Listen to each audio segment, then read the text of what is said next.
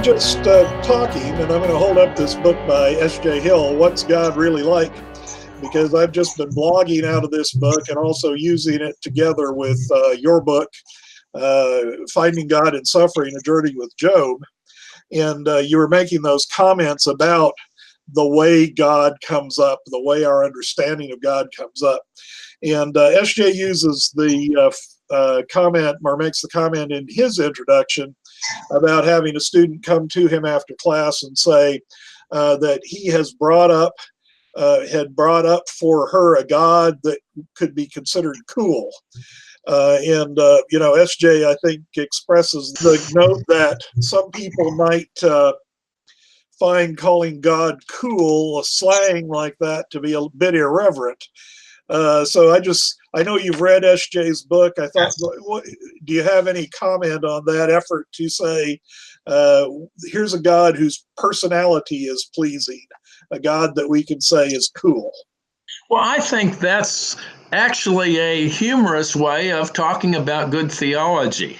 It's humorous in the sense that we don't usually identify cool with God.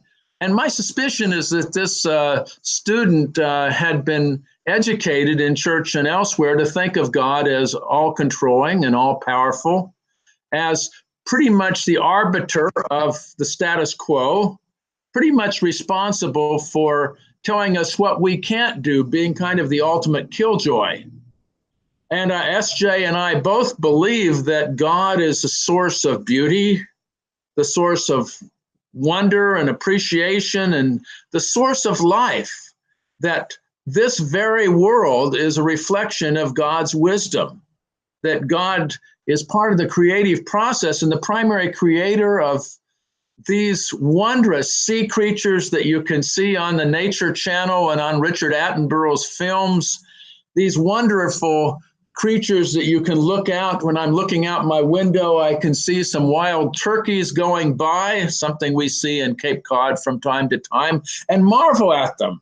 Or the marvel of a native Californian like myself going down to the beach and seeing ice on the beach, just like ice cubes in your drink, and wondering, wow, isn't this a great world, and that God's part of this?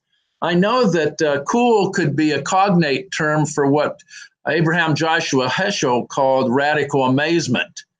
That indeed, when Jesus says, I have come that you might have life and have it in abundance, you could say that God wants life to be cool. So I'm there with S.J.'s student, that we live in a cool world, and God is the one who creates this world every moment of the day along with us and all creation, a place of beauty, and even greater beauty if we get along with the program.